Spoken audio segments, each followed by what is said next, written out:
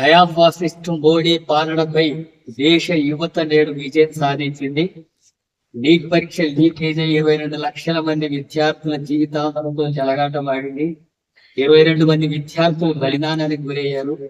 అలాగే ఈ ఘటనను నిరసిస్తూ జంతర్ మంతర్లు విద్యార్థులు యువజనులు 30 రోజులుగా నిరవధిక ఆందోళన చేస్తున్న ప్రభుత్వం మొండిగా వివరించింది. ఆ ఉద్యమాన్ని అణచివేయడానికి అనేక అక్రమ పద్ధతులను అనుసరించింది. అక్కడ నెట్ సౌకర్యం లేకుండా, నీటి సౌకర్యం లేకుండా, భోజన సౌకర్యాలు లేకుండా, టెంట్లను కూల్ చేసేటటువంటి, వర్షంలో తడిసేటటువంటి అనేక రకాల అనాగరికమైన పద్ధతులంతా కూడా ఈ ప్రభుత్వం అనుసరించింది. పార్లమెంట్ వచ్చి విద్యార్థులకు అదిగొస్తుంటే తీవ్రమైనటువంటి పద్ధతిలో పోలీసులు లాఠీ చార్జీకి పాల్పడ్డారు. తాను పగిలై రక్తాలు చిందించింది. యువతుల భక్తులను కూడా చించి అవమానించినటువంటి ఘటనలు జరిగినాయి.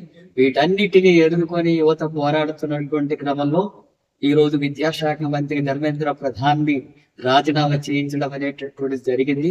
అలాగే విద్యార్థుల మీద కేసులు పెట్టి అక్రమంగా భయపెట్టేటటువంటి పద్ధతులను కూడా అనుసరించింది. దేశ ద్రోగులు అనేది రకరకాలుగా చిత్రీకరించింది. కానీ దేశం కోసం, దేశంలో ప్రజాస్వామిక హక్కుల కోసం పోరాడుతున్నటువంటి యువత ఈ రోజు ముందుకు వస్తున్నటువంటి మనం చూస్తున్నాం. ఈనాడు ఉన్నటువంటి యువత కేవలం ఈ సమస్యల వరకే పరిమితం కాకుండా ఈ దేశంలో పట్టి పీడిస్తున్నటువంటి దోపిడి వ్యవస్థకు వ్యతిరేకంగా కూడా నడుం బిగించాలని, అలాంటి పోరాటంలో కూడా యువత ముందుకు రావాలని చెప్పి సిపిఎం పార్టీ తెలంగాణ రాష్ట్ర కమిటీ పిలుపునిస్తుంది. అట్లాగే ఈ మొత్తం పోరాటంలో పాల్గొన్నటువంటి విద్యార్థులు, యువకులకు అట్లాగే మద్దతు ఇచ్చినటువంటి వాళ్ళందరికీ కూడా అభినందనలు తెలియజేస్తారు.